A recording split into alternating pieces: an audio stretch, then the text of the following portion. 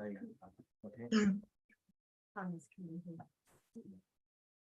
can end.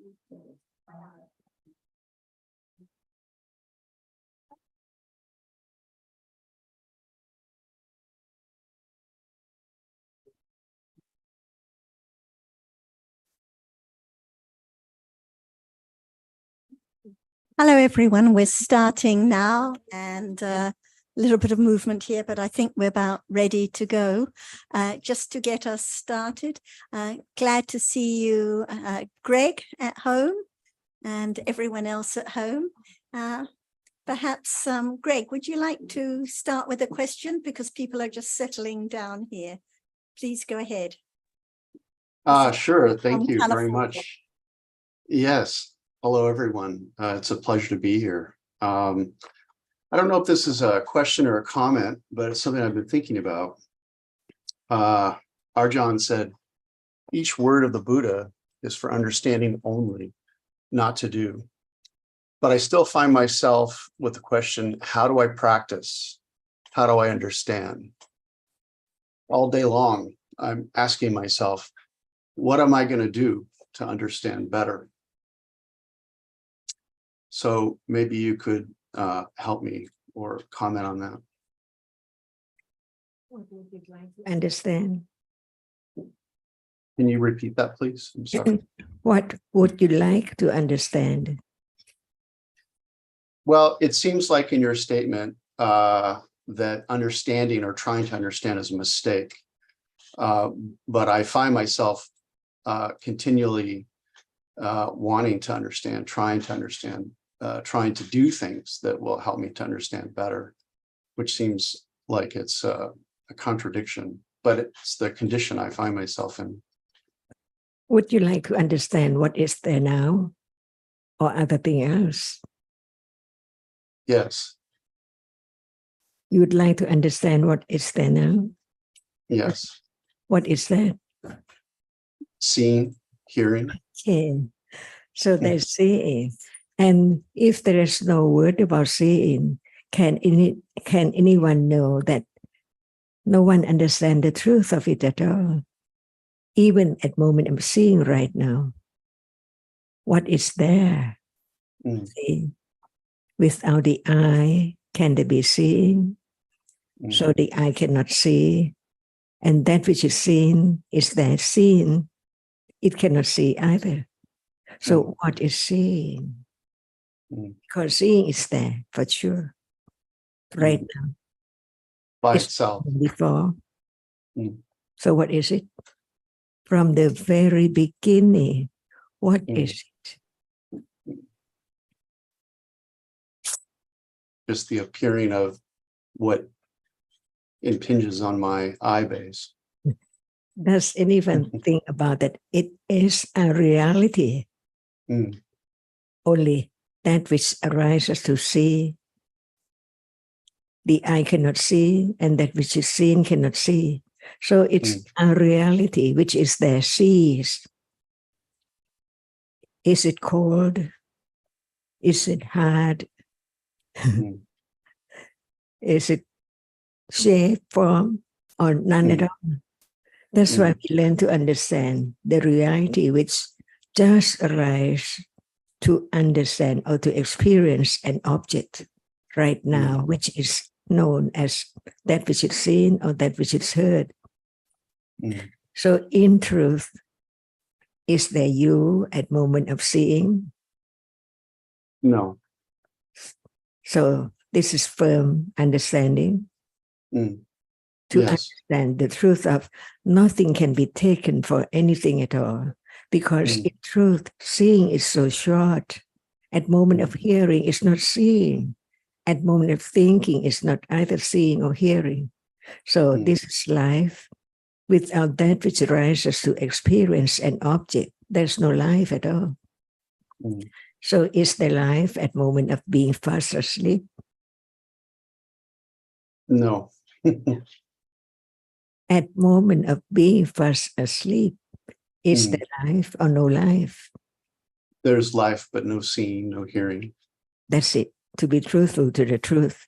That's why from birth, there must be a reality which arises to experience whatever is there, even that it's not known or it's known.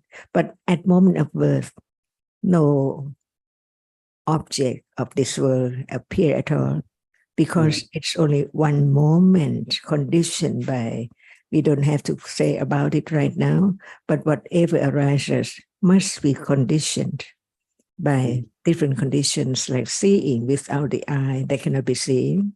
Without that which can impinge on the eye base, they cannot be seen either. So life is just a moment of conditioned realities arising and falling away so very rapidly. So what is known, even it's there, if it's not known through one of the six doorways, eyes, ears, nose, tongue, body, and mind. That's why there are so many unknown realities, but they are there as conditions for whatever appearing now. So right understanding of the truth of whatever is there by condition just arises and falls away in split seconds. No one there to let go the ignorance and cling attached so much to what is there as something or I, because there's no other at all at that moment of seeing, right? So that's one live alone. Does one live alone? Yes, no one together now, just alone at moment of seeing. Seeing sees alone, hearing hears alone. In truth, there are so many realities that Buddha taught about the truth in order to understand the truth. So that understanding, letting go, wrong understanding, ignorance, and attachment, only at moment of understanding. At the moment without understanding, cannot let go any idea of self or something at all. And that can be known to be truthful to the truth right now. Many people, but in truth, the absolute truth, the world does not appear as it is at all. One moment of seeing, no one there at all. So begin to understand the truth of life, that there are different realities, conditioned realities, no one there at all. And this is the letting go of ignorance of what is there as something or someone, little by little, until it is directly experienced, realized, the truth stage by stage. Can there be the understanding of one reality right now? By conditions. Without the understanding that actually there is only one moment of the reality which arises, experience just one object and then fall away instantly.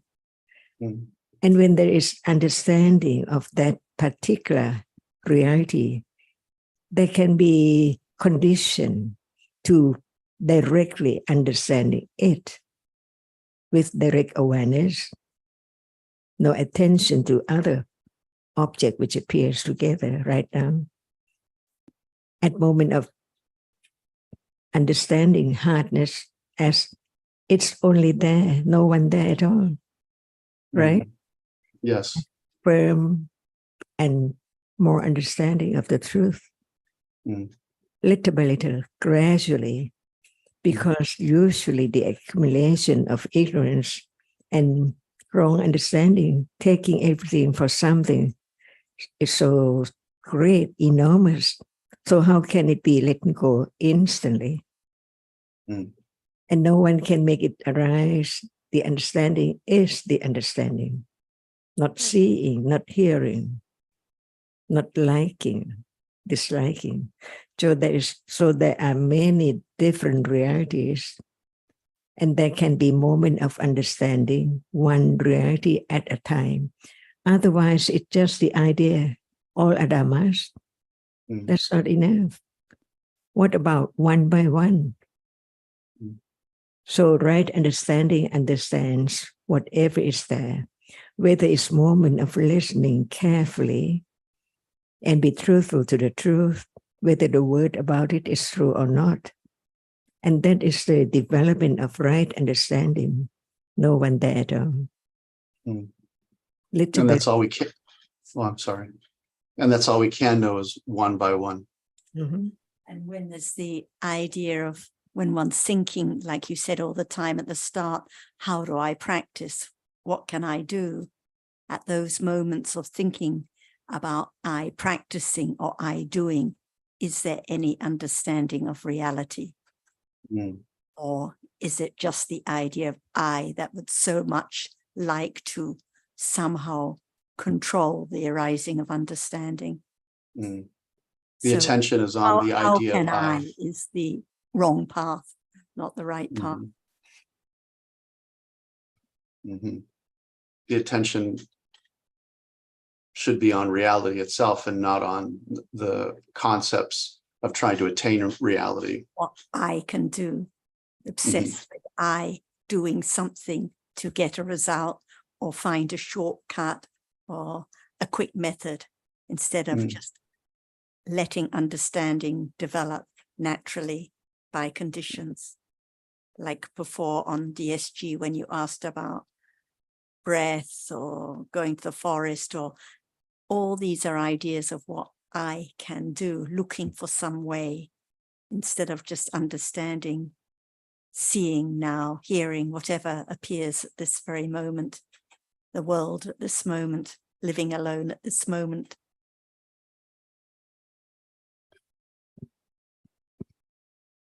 Thanks, Greg. It's a good question for everyone.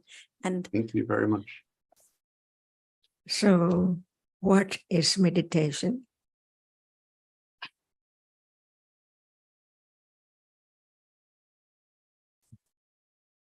you're asking Greg or Carmen? Anyone? Asking me. Greg or Carmen? Anyone. Sit and follow your breathing. What is the truth of that moment? Whatever condition reality is appearing. Is it thinking? Sometimes. So now, sometime, what is it in truth? Sometimes it's just whatever is in front of me, whatever I'm thinking. Without the reality which arises to experience an object, can there be some time? There has to be a reality. So what is some and what is time? Those are just concepts. They're just ideas. Is it real? No. Sometime? Sometime is not now. See, that's why learning to understand the truth of what is that it's gone, never to return, even sometime it's not known as it is. But there are so many moments of sometime. But what is the truth of it? Without the reality which arises to experience an object, nothing can appear at all. Yes. So what is the difference between thinking and seeing and liking, disliking, or feeling, or memory? Are they real? They're concepts, they're additions to my experience. There's a direct experience, and then there's an addition to that, an idea, concept, description. So I can see the color red, or I can say the color red or describe the color red. It's not the same thing. So beginning at this moment, what is real now? Listening to you. Who? See, yeah.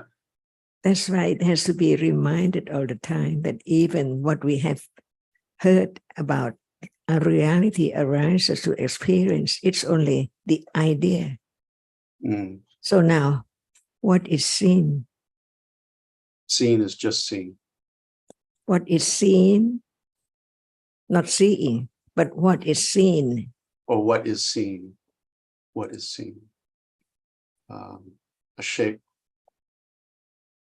Is that meditation about it or what? I don't know. See, without the word of the enlightened one, what is there cannot be known at all. At all. Who knows that actually what is seen is no one and no thing at all? And how many moments of seeing of that which appears as something, many dots. When we put the dot on the paper, it's not anything else yet. It's not a duck, it's not a bird, but when more and more seeing continuously, the idea of something there by shape and form to be known as something is there. So in truth, each moment is so very short, unexpectedly how short it is, because it's just a moment of seeing. We think that there are now so many moments of thinking, but in truth, only one moment of seeing. The citta, the reality which experiences an object before seeing, does not see. But by conditions, it experiences that which impinges on the eye base. But its nature is no matter what is there impinging or doorway, it arises to experience that object only and then gone. It's not the citta before seeing, it's not the citta after seeing. That's why we learn about what is there in truth. So very short, not permanent at all. Beginning to understand what is meant by impermanent, that which is not there, so short, arising and falling away, and never to return in samsara, not just only in this life. So this is the only way to let go wrong understanding of what is there so permanent. Many people are sitting in the room now, in truth, no one. Only a moment of experiencing an object through different doorways, on and on and on, never to return at all. And that is the understanding of the absolute truth of this moment. What is real is real. Why is real? It has its characteristic. Its nature is that. Softness is not heat. See, the truth is that it's there by conditions. And who knows what condition, what appearing now. So many different confidence, not only in the present life or this life, but life and life before can be conditioned for what is there now arising. This is the way to let go the very wrong understanding of something permanent at all. Is life so short or long? Who knows? See? Or by conditions. It can be now. It can be this afternoon or evening or tomorrow by conditions. So what is birth and what is death? And before death, what is there? See? Understand the truth of no one. Anatta.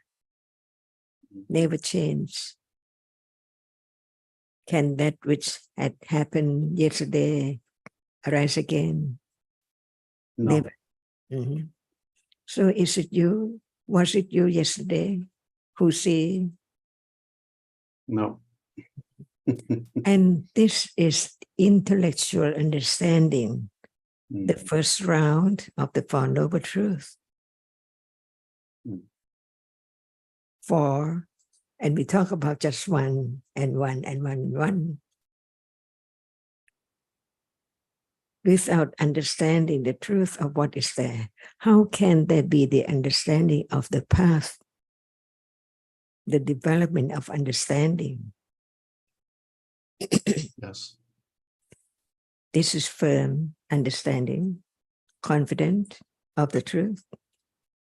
That is such a parami to understand the truth that actually enormous accumulation of ignorance, attachment, and all kinds of akusala, unwholesome realities, unexpectedly, what would be next moment?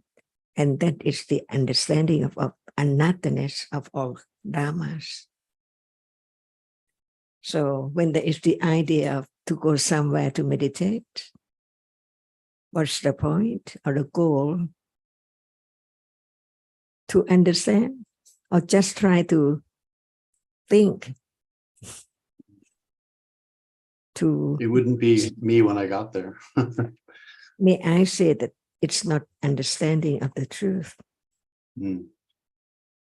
at all. Because I think that the people who go to meditation center expect to gain something, understanding, the knowledge, but how can it be? Because understanding is of that which is now appearing, no matter where and when. Yes. Otherwise, it's no understanding, no matter where and when, even right now. Anytime, that is the firm understanding of anatta again, little by little. Otherwise, is it not atta?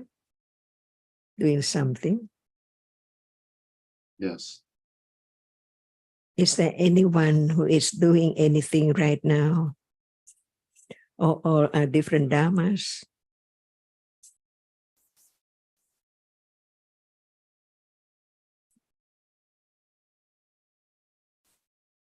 Just to have firm confidence of the truth. And right understanding can never be wrong understanding at all. So what is wrong understanding and what is right understanding? If there's no understanding of the right path or the right understanding, it has to be wrong understanding. Only when there is right understanding of the truth, there will never be wrong thought about going somewhere to try to do something, to experience what? Because what is there now only can be understood, not in the future. No understanding at all, just hoping, wishing, wanting to try to realize it, but no understanding. For example, there is hardness, right, appearing. Is it real? Does it arise? That is far away. At moment of hardness appearing, no one there at all. Imagine the moment when realities appear so clear. It means that no other reality among altogether at that moment. Otherwise, it does not appear clear or well in Tipitaka. What is there now appears. Does it appear well? Beginning to understand the deep, the subtlety of the truth, that we think that it appears so well, so clear, but in truth, not at all.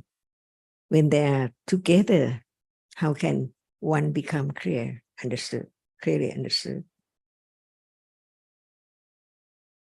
To understand that even thinking right now and seeing, not one moment of understanding one reality at a time, how can it appear well at that it's not thinking, it's only seeing? Is this life? Can anyone change it? No. Life with ignorance, life with wrong understanding, or life with a little more understanding of the truth that can be known because it's there now. So true. We are talking about the truth of what is there now. Everyone knows that it's a moment of a reality. No one make it arise at all.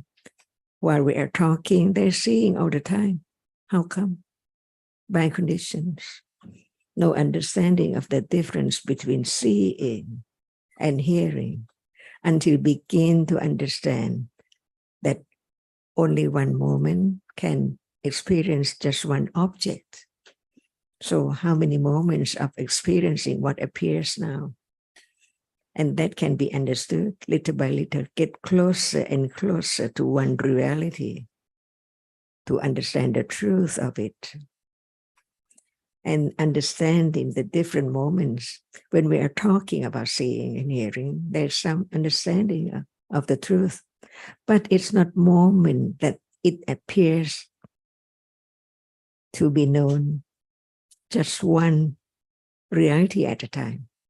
No doubt about there must be only one moment of experiencing an object. So now the object appears many, many moments, different ones.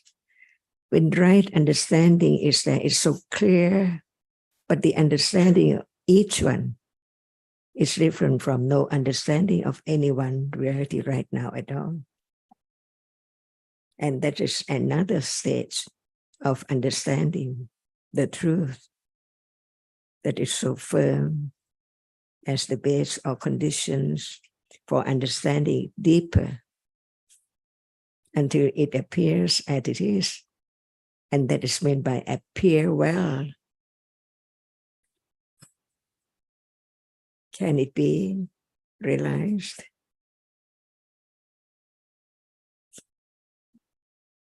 Not by anyone, but from a moment of understanding, develop on and on to let go what is there in life naturally.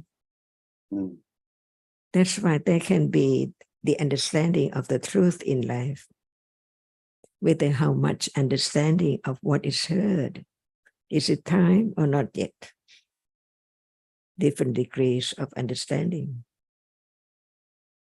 So the moment of directly aware of the characteristic as it is different from this moment. No condition for awareness to arise to be aware, because it has to arise with understanding. Because hardness is now appearing, no understanding, and there is understanding of hardness is different. One without understanding, and another moment it begins to understand the truth. At moment when hardness appears in truth, nothing can appear together.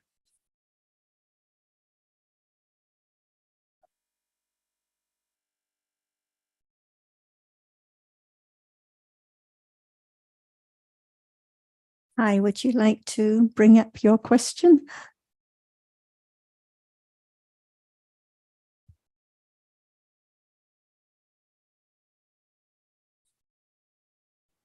Ajahn usually remind us to come back to the what happening now, the realities. But it's not possible to understand what's happening now. So how that remind help to improve understanding? Is there no one at all who understands the truth? No. Not at all. What about the teachings? What for? For whom? If no one can understand it from the very beginning to the end, because now it appears as it is to be known by consider what is there. Seeing, because now there is seeing. If we don't use the word seeing, it sees anyway. But I mean, understanding it as it is, it's Yes. not possible now. Not possible now. Why? Not enough understanding yet. Right, right. That's why only understanding itself can understand the truth, stage by stage. From the word no one. Is it true? If it's true, continue on. Consider it. Why it's not anyone? That's right. Little by little.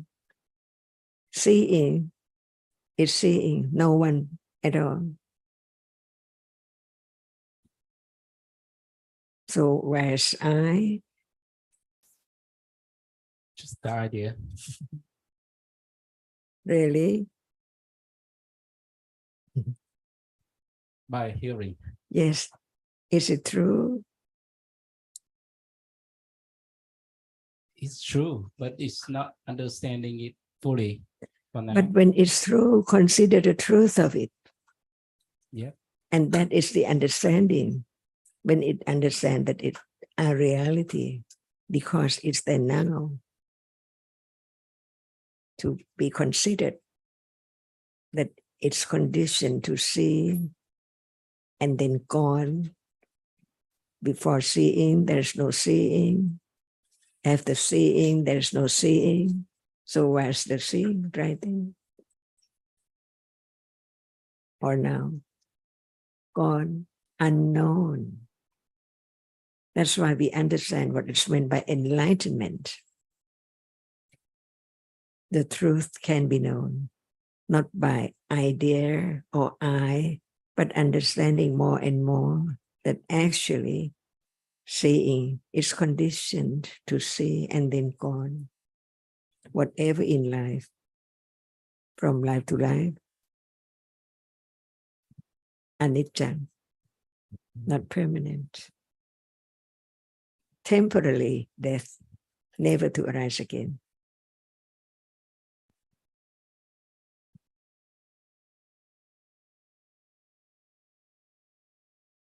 Thank you, Ajahn.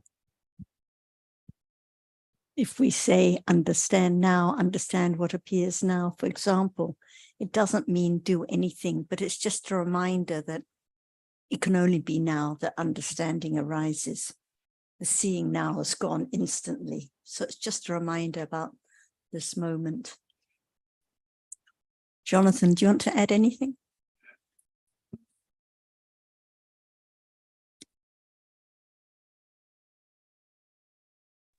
To either Ty's point or Greg's? Maybe a little to both. First of all, on Greg's point, I didn't actually hear the question, but I know Greg was asking about how understanding is developed. And I think the short answer is this, that if one is talking about the understanding that the Buddha spoke about, then the first step is to consider his words, the words of the Buddha, and what their meaning is, because we can be sure that the meaning is not readily apparent to us in this day and age. It was readily apparent to many people in the time of the Buddha because they became enlightened, but then they had developed sufficient understanding to be ready for enlightenment in that lifetime.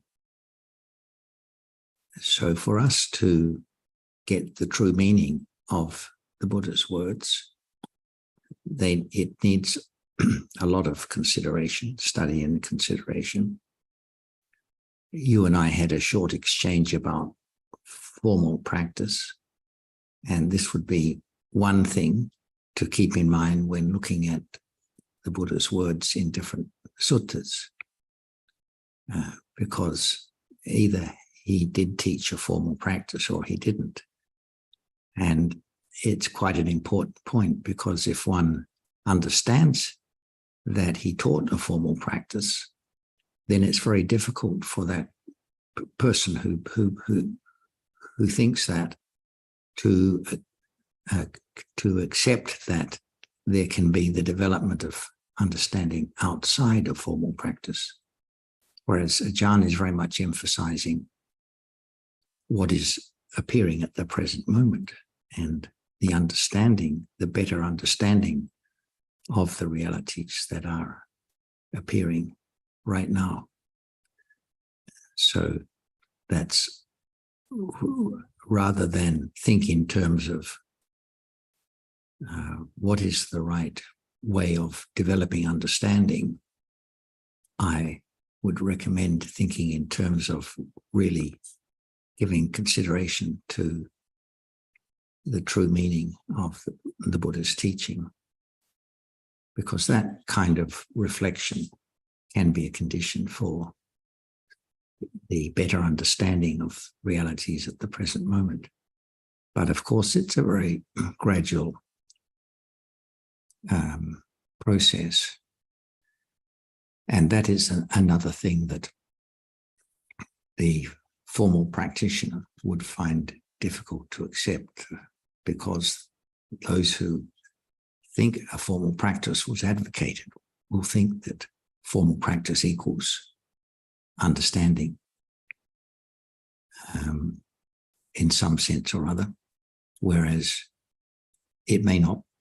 If that's not the case, then understanding has to arise in a more natural way over a longer period of time, more gradually than the practitioner would be prepared to consider, to accept. Okay, thanks. It's just something to think about. And coming to Thai's question,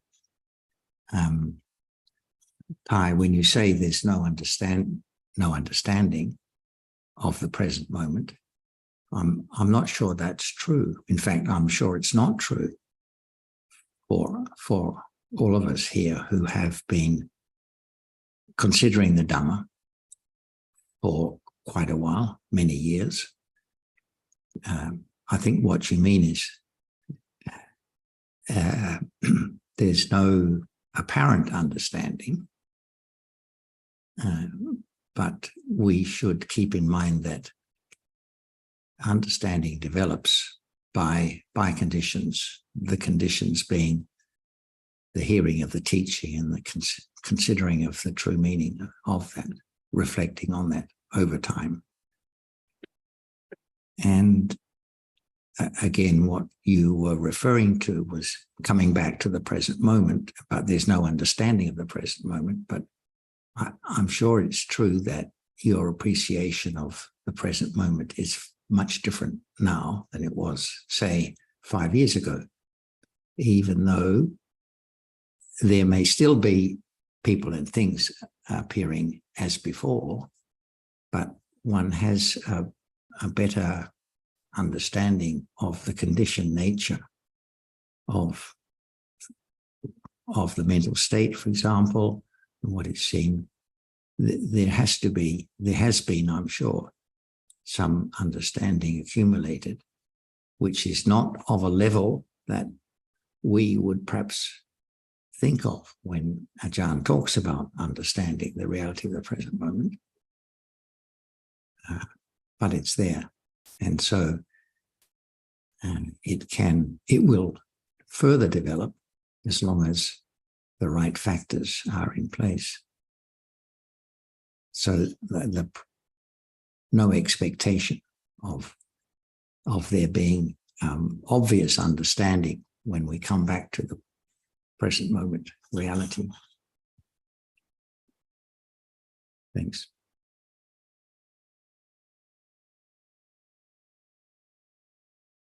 Thank you, John.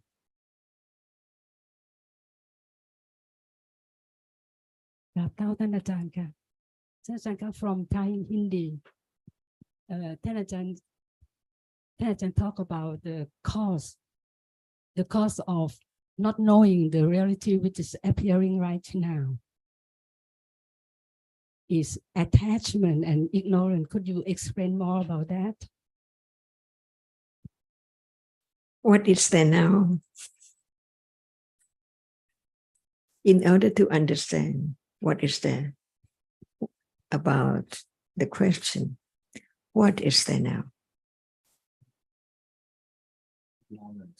Mm-hmm. Yeah. Now is ignorance. Yes, everyone knows, but but ignorance about what? About the truth, about the Dhamma, the characteristics, about the reality right now. What?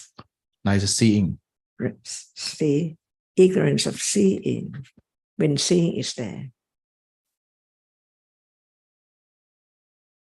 Can we say ignorance all the time, when the citta is unwholesome because of ignorance, that's we cannot decide or be sure what is what until we learn from the teachings of the Buddha in details about each reality. For example, each cetasika, like attachment, it's not aversion, everyone knows, and it's not ignorance either. Without hearing more, can there be moment of understand the truth? Because ignorance is there, like citta is there, different realities, right? There's seeing, no understanding of seeing, on and on. So when there's no understanding of that which appears, do we have to find out? I think, Tai, you were about to reply to Jonathan. You were about to say something. No. That's okay. Yes, I have a question. Some key point I just hear from the Ajahns a lot. Something I want to bring up. The first one is one by one at a time.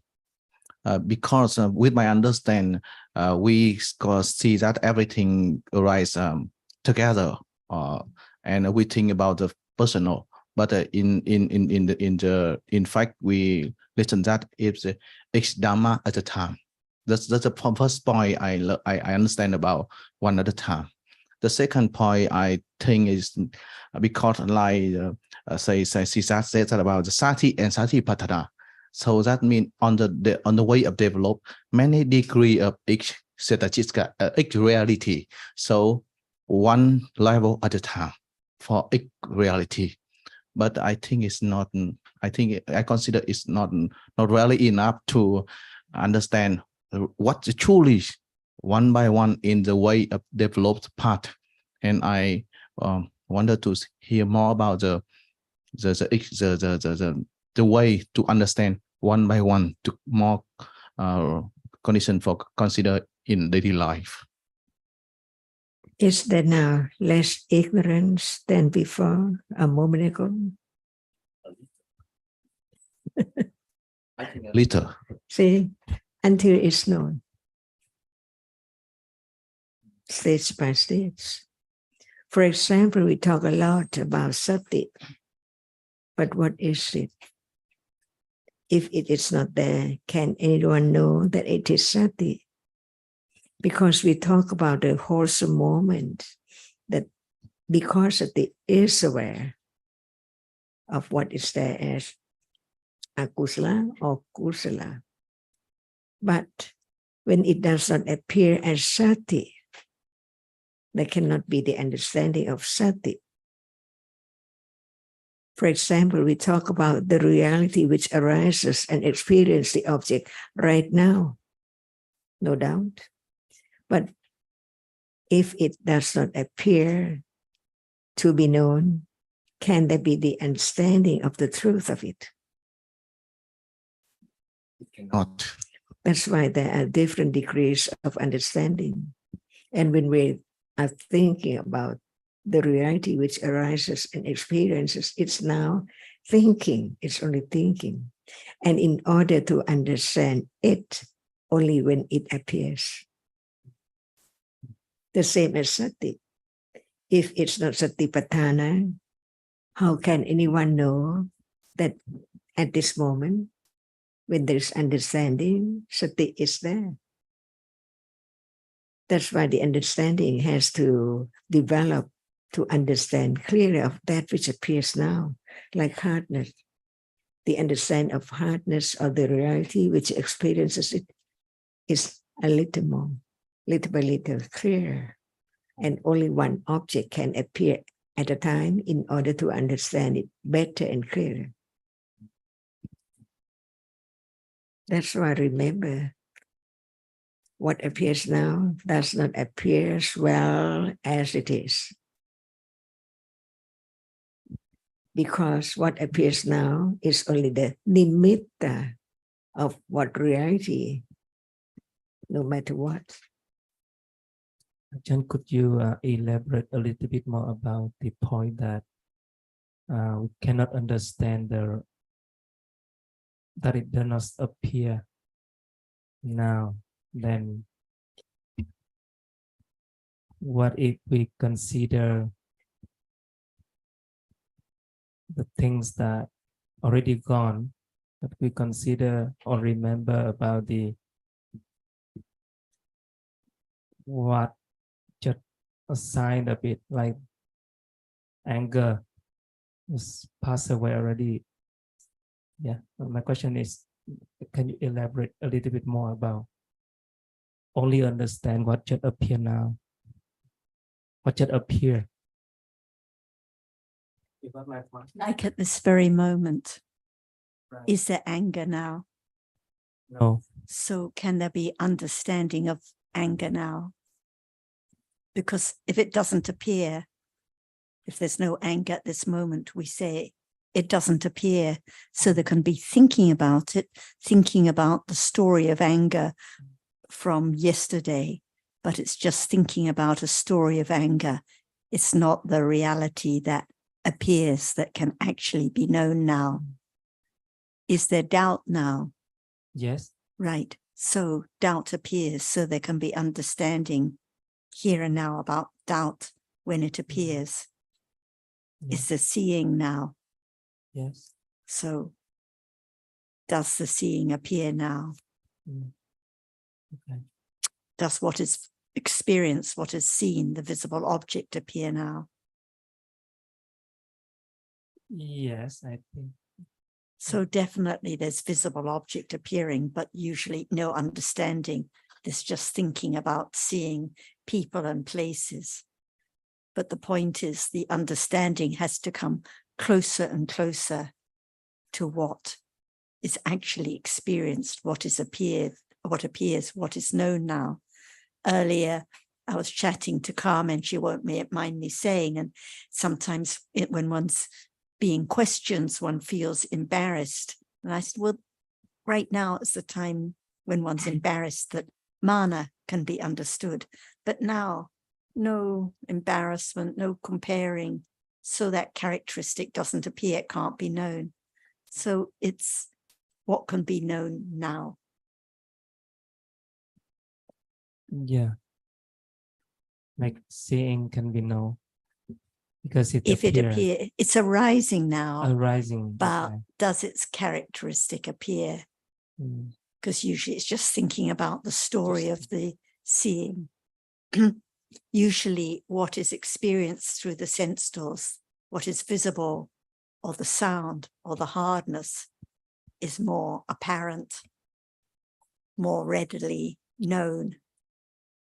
But that's why Ajahn talks a lot about the citta, because usually the citta is not apparent, it's not known. That's why it's the idea of I'm seeing something, but no understanding of seeing now. So appears just means what can be known now. But sometimes it's confusing because sometimes we talk about what is experienced as what appears. But in this context, Ajahn is talking about what can be known now. Dosa cannot be known if there's no dosa now. Doubt can't be known if there's no doubt at this moment. Kindness can't be known if there's no kindness. So it depends what is apparent now.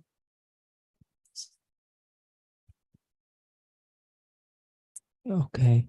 So, but by reading in the book, like in the book that Nina or Sarah sharing, like reading about the nimitta, and then considering what it is, actually the nimitta, and like the seeing a visible object, many nimitta of the realities, right? And Ajahn few days ago talking about the very close close to the understanding. So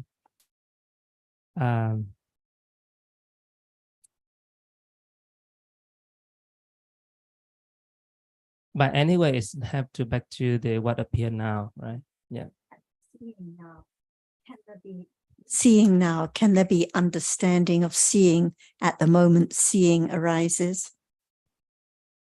No. Because when it arises, it Just sees what is visible and falls away. No panya at that moment. So it's always the nimitta of seeing, and it's not just one seeing, but many, many moments of seeing that have arisen and fallen away. So it's always the nimitta of the reality that appears, that can be known. So finer and finer, but the sense door, mind door processes arise and fall away so very rapidly. It is here and now, closer and closer to understanding the characteristic of the reality when it appears. Like anger, can there be understanding at a moment of anger? No. Can there be understanding of anger when anger arises? Possible. At the moment when anger arises? Right. No. Because it's After that. yes. So it's always the nimitta of anger, nimitta of reality that appears. And I think Nina was at the beginning. I know you were talking, Nina, and did you have a question or topic you wanted to bring up? Yes. Please go ahead. And this morning we talked about thinking of the good deeds of a person or the virtues of the Buddha. And at first I was wondering, I thought it must be kusala. And then last time we heard it can be kusala or akusala, many different ones. And I considered a little more because Ajahn is always asking, what is there now? Just one moment. And that is quite a different matter because then there is no clinging to a whole story, but just a moment, and that moment falls away immediately. So how can we be sure? How can we be known what is this very moment? So instead of a story about the good deeds of a person or the Buddha, it is just knowing moment by moment and not a whole lot of things or a story. And that helps a lot to understand reality.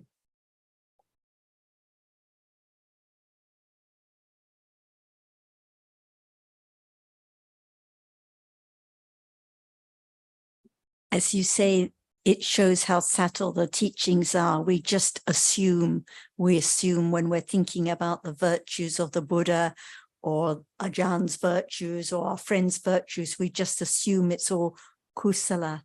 But what about the clinging? What about the attachment? Thinking about the Buddha, thinking about our friends. So it pops in all the time. So this is why the Satya Parami is so important, the truthfulness to what is there now. Like earlier, we were talking about ignorance. Most of the time there is ignorance, no knowing, no understanding. Yes, it is much clearer now. Yes, it helps a lot to understand that it's only this moment and it's gone immediately. Because we think of something permanent that stays. Or we think of the good deeds of yesterday, clinging to the story about the good deeds. Yeah. It's much clearer now. Rejoicing in kusala, yes.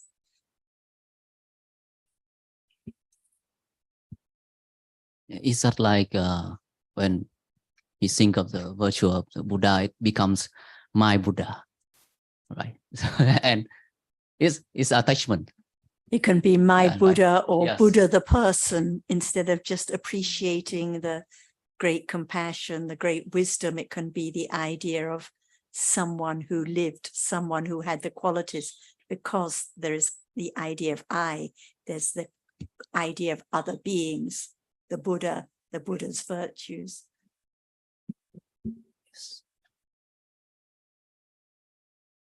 And may I share some points related to the earlier discussions on no I and accumulation. Actually, I share some feeling with Thais when it's difficult to recognize now, because in my opinions, there's of course Chan and our teachers, including Sarah and John, always say that there's many levels of understanding, and somehow there's also many level of not intellectually not understanding, because ignorance is really clever. For example, even we know that because we listen to the Dhamma so many years, we know that there's no I, but we can cling to other cling to other things. For example, even we know that there's a seeing and there's no I who see, but there's only seeing. Okay, maybe I come back later. Okay. Yes, even you know that seeing must arise and fall away immediately, but because it seems that it doesn't appear at all of the rising and falling away. So in theory, we know that this is not the same as yesterday seeing, or it must be new seeing each time. It must be new hearing, new thinking each time. But it seems that there's only single seeing lasting all the day. There's a single hearing lasting all the day. So immediately, instead of there's no I, but it's like a permanent seeing or permanent recognizing all the time. And it even leads to a story that I conversed with Carmen the other day, that there's always a karma behind all of those seeing, hearing. And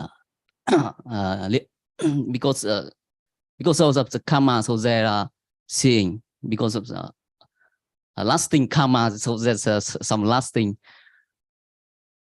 Do you know? So I mean that first, okay, there's no eyes, but there's some lasting seeing, it seems. And even there's it may not be I, but it's something there. It's Yes. Attaditi. Yeah, So Attaditi is not just I, someone, but something, many levels. because it's something Yes. that is lasting. Yes. That's- So when there's the idea that the hardness lasts or the seeing lasts, when there is that idea of lastingness, permanence, there is Attaditi. So that's why I think the other day in one of the discussions, we were talking about the difference between Sakaya Ditti and Atanu Ditti. Yes. So when it's the sound that is heard or something that is lasting, but not concerned with oneself, it is Atanu Ditti. Yes. So no matter it's something or someone, it's Attaditi. So there are And many. without the understanding of reality, that's why there can never be the understanding of impermanence, as we discussed this morning, because the Attaditi hinders the development of understanding, takes one on the wrong path. Yes. And even Attaditi has many levels. As I said, there's maybe, okay, so there's not lasting seeing, there's no lasting hearing, but maybe there's a lasting accumulation or lasting karma. So to each point, I would like to raise some points to consider. Okay, so yes, there's some karma, and the accumulations of karmas is always there. But can we take it for an I? Because what is I? I, it seems that the I, we take it as a some lasting identity, right? Something that is not changed. But so there are 2 points. there's nothing unchanged in the accumulations of the karma. About karma or accumulations or seeing, it's just one the- word, one topic at a time. Yes, Otherwise, I too confusing for everyone. I would like to You want to talk deep about down more karma about or yes seeing or the accumulation of chetana. accumulation of Yes, chaitana. Okay, i.e. so the karma. So there's just 2 points about that accumulation that we tend maybe the DT tend to take it as something lasting. So I would like to raise that 2 points. First, there's no lasting identity or single identity in such accumulation, because if you look at the compiling the elements of such accumulations, there's no single element that stay unchanged. New karma get accumulated, and old karma produce the result. let's pause because too many topics. Yes. So accumulation of chaitana. So what is the accumulation of chaitana now? Let's just have one topic at a time. When there's javana chitta. What about now? We don't need to use javana, or what is the accumulation of chaitana now? Can you give an example, for example? Examples, there's some doubts arise. There must be mula, moha mula chitta. Okay, so there's moments of doubt with ignorance now. Yes. Okay, is doubt with ignorance anything to do with accumulation of chaitana? Because it is a akusala moment. It's an So akusala moment. Yes. the moha. So the doubt tendency, accumulates, the moha accumulates when it yes. arises. Yes. Yes, and when chitana accompanying such character, such chittasika becomes strong enough, it conditions more moha, mula chittas in the future. The chaitana does. How can the chaitana that accompanies doubt now, how can it condition Okay. more doubt in the future? That's another kind of pachya. I mistaken that. It can produce some. How can the chaitana arising with doubt produce any result? That's what I don't know. Yes, I just imagine that each accumulations of bad karma, akusala karma, may produce some vipaka in the, when it's strong So enough. okay. So then it would mean whenever there is doubt or a lot of ignorance, then there would be some result. Does that mean? Yes, that's what I understand up to now. So if there's doubt and ignorance, but no performing of any bad speech or deeds, can there be any results? No. So no, so that chaitana with the moments of doubt doesn't bring result. Okay, it must It complete. just accumulates. It's just the akusala doubt and the ignorance and all the other factors. They just accumulate at those moments.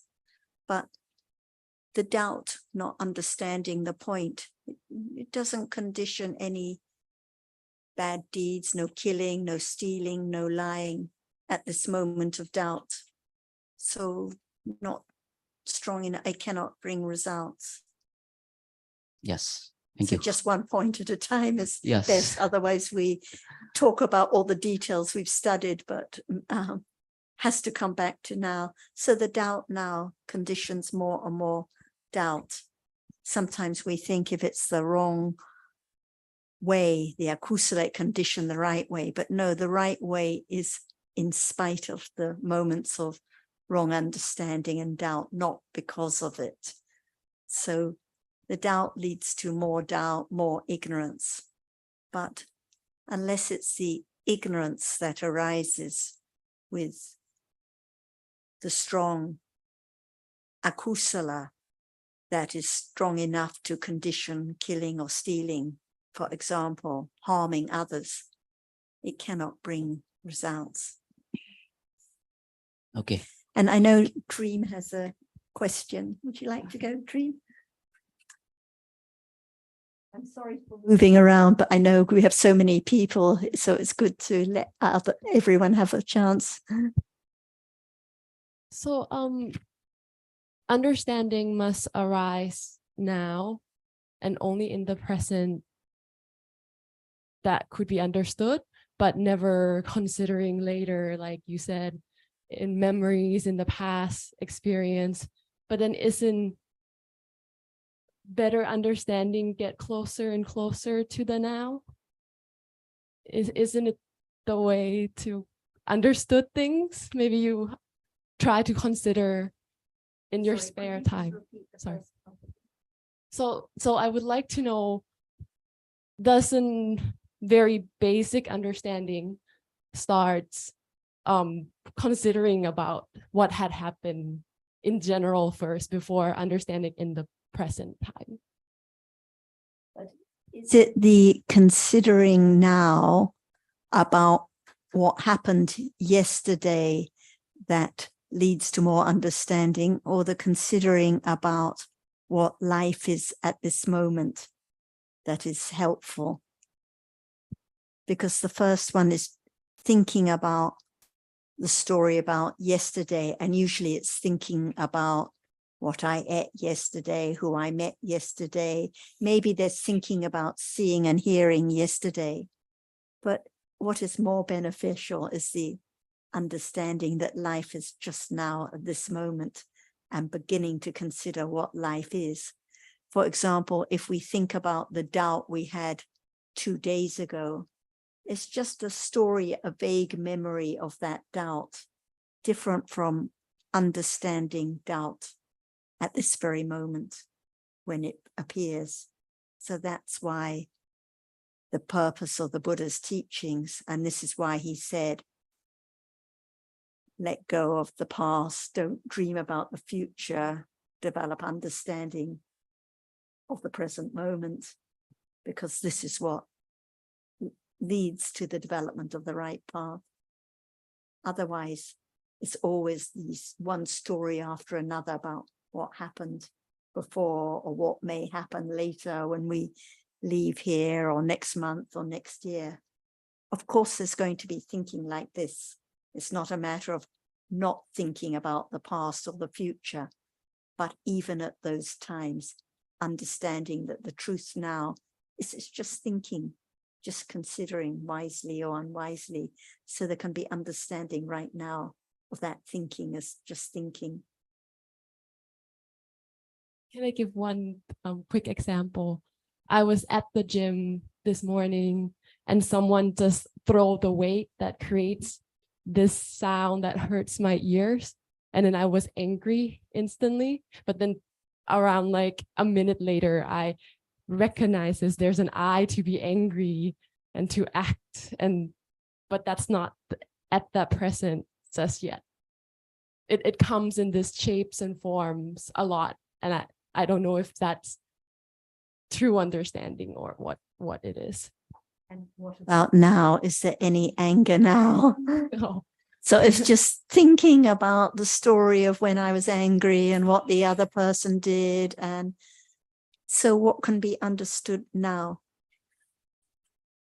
Thinking now, thinking with doubt or thinking with ignorance now can be understood. Seeing now, hearing now, because the gym, the people in it, the weights, the anger, it's just a story, all long gone. So we're dreaming all the time about what happened or what hasn't happened, and forget about understanding now, seeing at this very moment, thinking now, clinging on to the anger, the story of my anger. One thinks, why would one cling to a story about my anger? But because that's the nature of clinging to I, clinging to my behavior, clinging to what I said, what I did wrong, what I should have done. So the clinging now can be understood. That's the reality.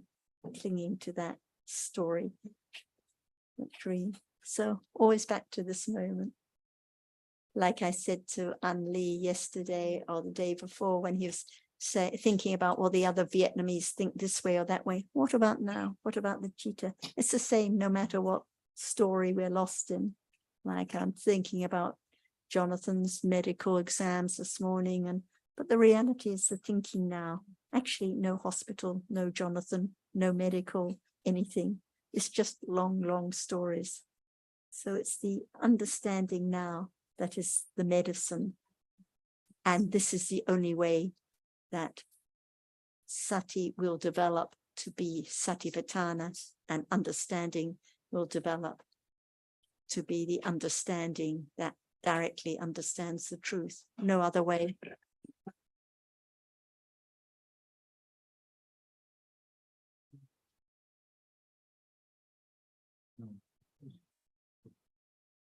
There are so many, many moments in life. Is there any precious moment?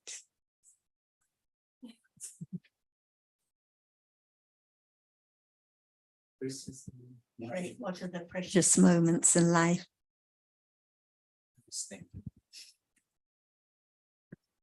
Moment with understand what the real right now.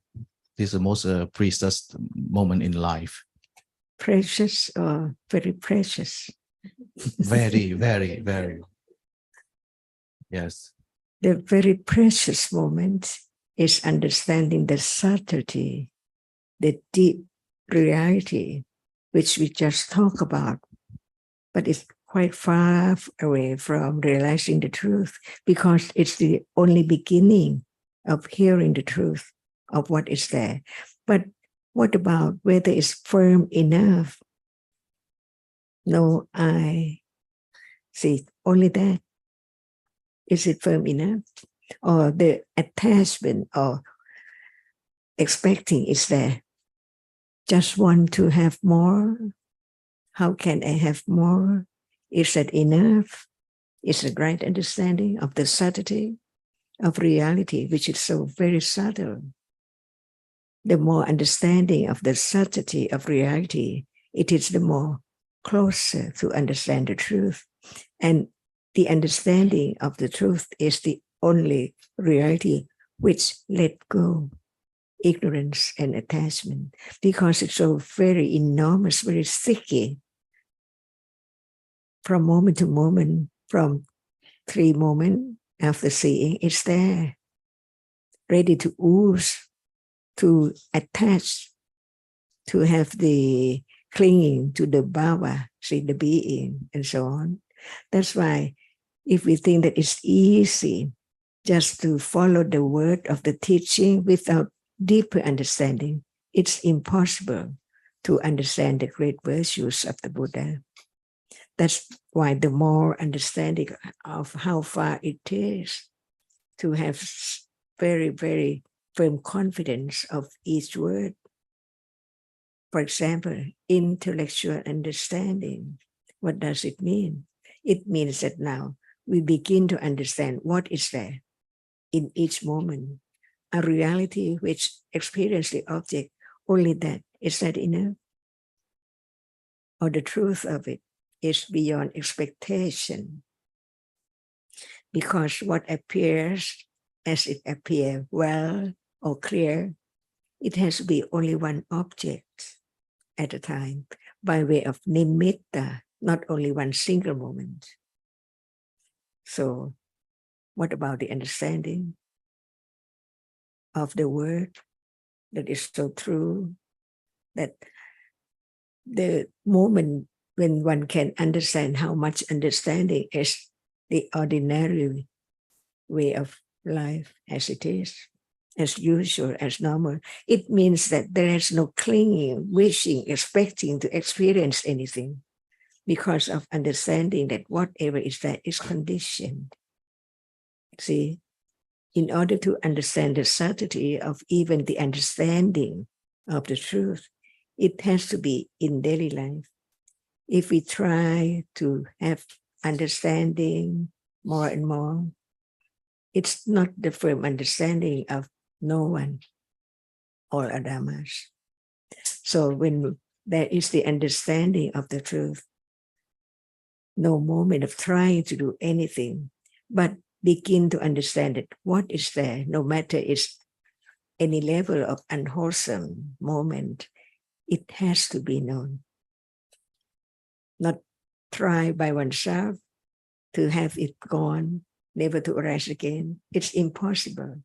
That's why the understanding of the subtlety of reality can condition moment of letting go, the wish, the expectation in life, because even right now, it's conditioned. Does anyone try to get rid of it? Go ahead. Actually, Ajahn just said it already, because even if we say, right. Sorry. But Ajahn just already said it, because even if we say, the only moment is this moment, we cannot do that, bring us, because if we bring ourselves back to that moment, it is conditioned. And even Jonathan also said, like, we have to study a lot and consider a lot, even that is conditioned. So it's so delicate that also what we say here, we cannot do, because then, oh yeah, let's do that. But still it is just rising, falling, seeing, smelling, tasting. That's why right understanding, understand what is wrong and what is right. To understand the truth, not by I or anyone, but it's the moment of consider the truth that is so very subtle. Just one nimitta of one reality, because just one single moment of seeing cannot be known at all. But now, seeing is not hearing by way of nimitta of seeing. That's why understanding the teaching of the Buddha, each word, what appears by way of nimitta. So we live in the world of nimitta. What about the truth? So very short. But there can be some understanding, little by little, about the truth of seeing, beginning to understand it. Seeing is conditioned. Without the ideas or without that which impinges on it, there can never be seeing. And more than that, what kind of seeing which experience such different objects? The kusala vipaka or the akusala vipaka. See, it's just only in the idea, thinking about it. So the truth cannot be known until it's known little by little, stage by stage. No matter what is there, attachment, aversion, or seeing, or hearing, or thinking, they are the reality which arise to experience object, different at each moment by conditions.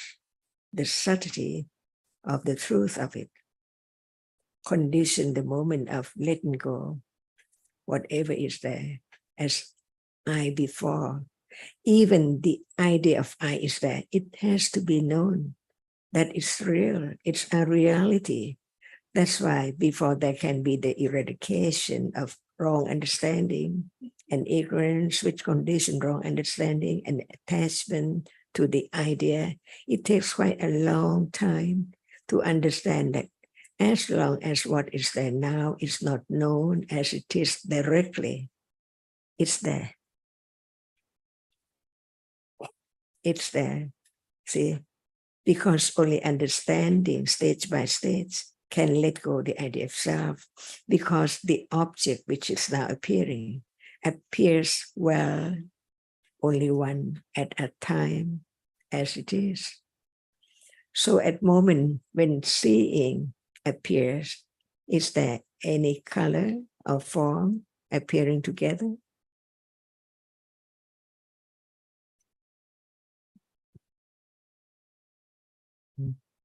Just visible object to experience the experience. At that moment when visible appears, the understanding is about what?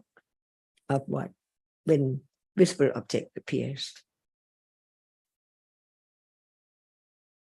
Is there Yeah. Is there any understanding of visible object when object is there? No. Or the understanding of the seeing?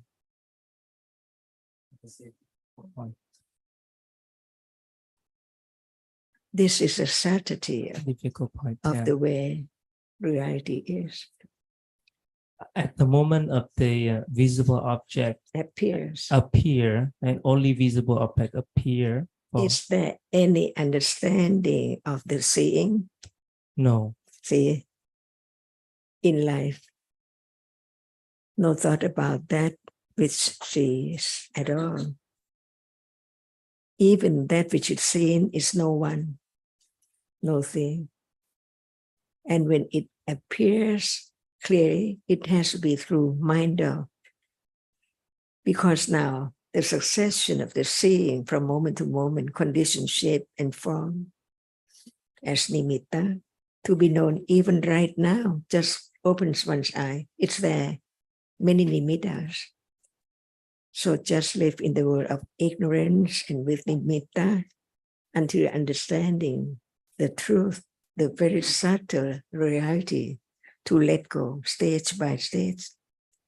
That's why even intellectual understanding has to be considered again and again in every aspect. For example, Dhamma, see, it has to be so firm. It's a reality, and there are many different realities. Each one is no one at all, because it has its own characteristic, its own function. So as long as the object appears, it's not the understanding of the seeing. Until time of seeing the reality, which doesn't have anything with it at all. Not anything with it. So imagine. Seeing. So it's just the characteristic of seeing. It's not phassa, it's not visible object. It's just that Dhamma, just the characteristic of seeing itself. And usually it doesn't appear because it's visible object that's seen. It can only appear through the mind door. It's always the nimitta of seeing, just that characteristic of the reality which sees the object, no other function. That's why the first stage of Vipassana Jnana is Nama, Rupa, Paricheta Jnana. No doubt about the distinction between that which experiences no shape, no form, nothing at all, imagine, and that which appears as no one. At moment of seeing, there cannot be any shape and form. There is only the sign of that which is in so very short, very tiny, because the mind follows instantly before it can be taken for something be known by shape and form, by nimitta.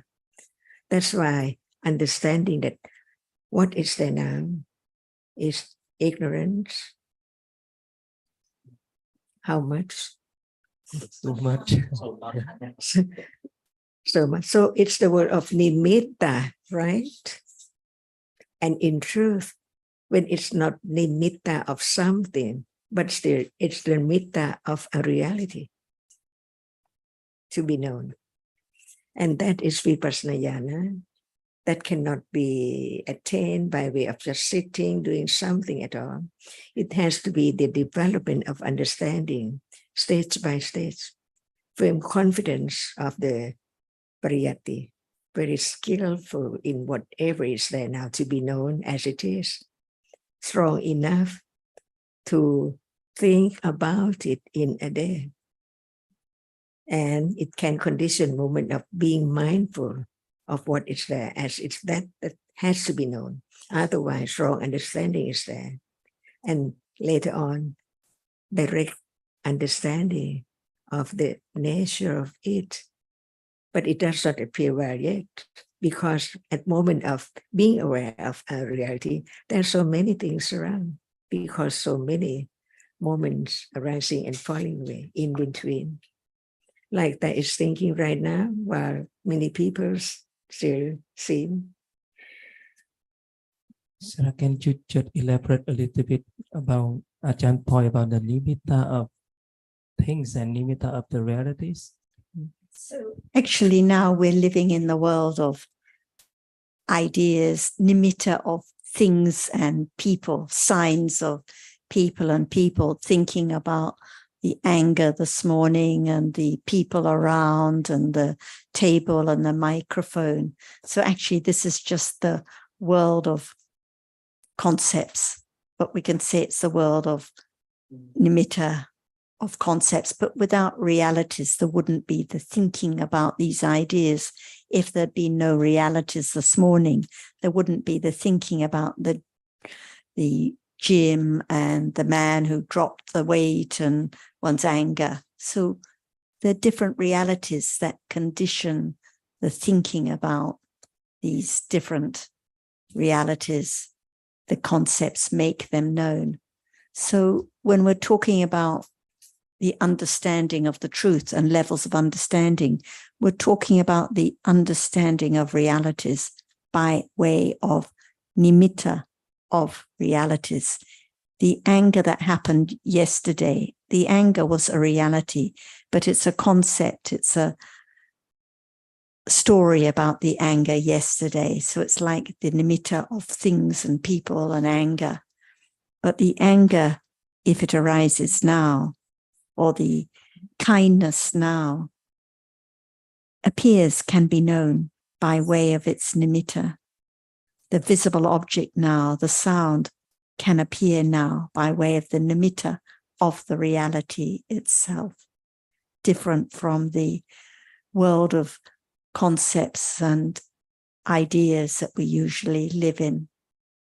So it's a little bit difficult, confusing, because usually we're talking about the realities and the nimitta of realities, but we can also talk about living in the world of nimitta, the nimitta of the world of concepts and stories based on what is real. Without reality, no ideas about anything seen or heard or experienced at all.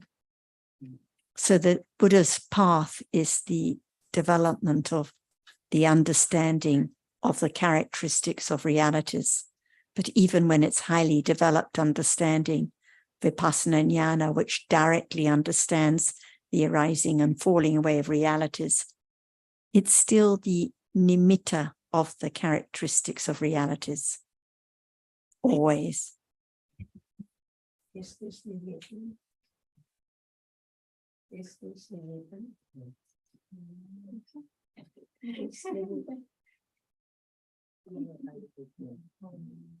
World of nimitta. The nimitta doesn't mean it's a language. It's some similar in the samatha. It's a nimitta of some place. It's the same meaning or different meaning of the nimitta, like the nimitta of the world. This is another big topic we can discuss tomorrow. So in the development of samatha, yes, it is the nimitta is the concept based on the reality, the concept of color, for example, the concept of hardness. It's not the nimitta of the reality that is known, but there is the idea of the hardness. Life now depends on the earth element, everything we find so precious in life or want to keep. Actually, it's just hardness. So it's the nimitta of hardness, the concept, the idea about it.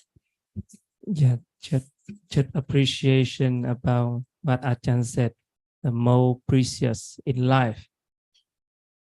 Actually, because the understanding is quite very far away, but keep learning and deeper to the what is real, the more we see that a little bit precious on actually, yeah. It's only momentary.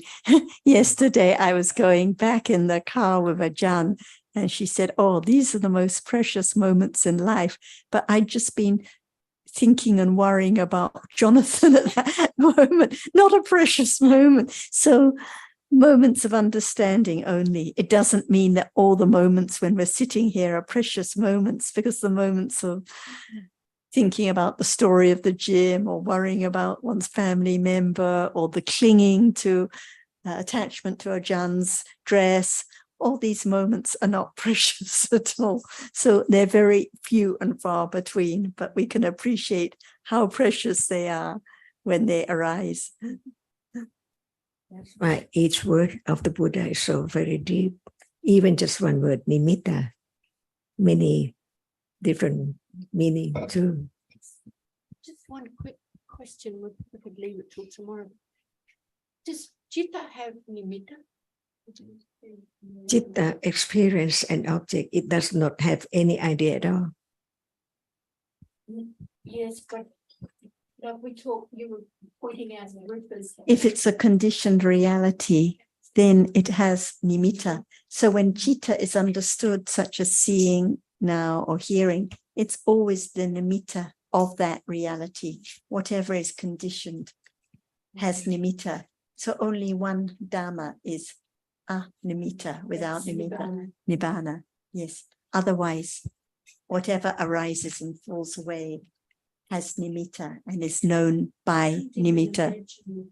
I don't even imagine citta. You were talking before, Ajahn, about seeing and visible object. They're very different. So seeing, I have no idea what I might do. Oh, sorry. Is it clear understanding now about the object of seeing? Well, is it clear about the object of seeing? What is it? It's visible object. See? But you were speaking about the citta. Even the I can't imagine what citta is like. object of seeing appears as nimitta, because through the seeing process, there cannot be any understanding of seeing, because the other moment, sampatichana and so on, until it is javana. See, that's why we learn more and more to understand the subtlety of the way it is. And yes. No, I was just going to say, I think it's a good topic to continue tomorrow. So we can more precious moments, yes. And Anumodana Ajahn. Thank you, Sarah. Have a rest time, Sarah. I think you're so tired.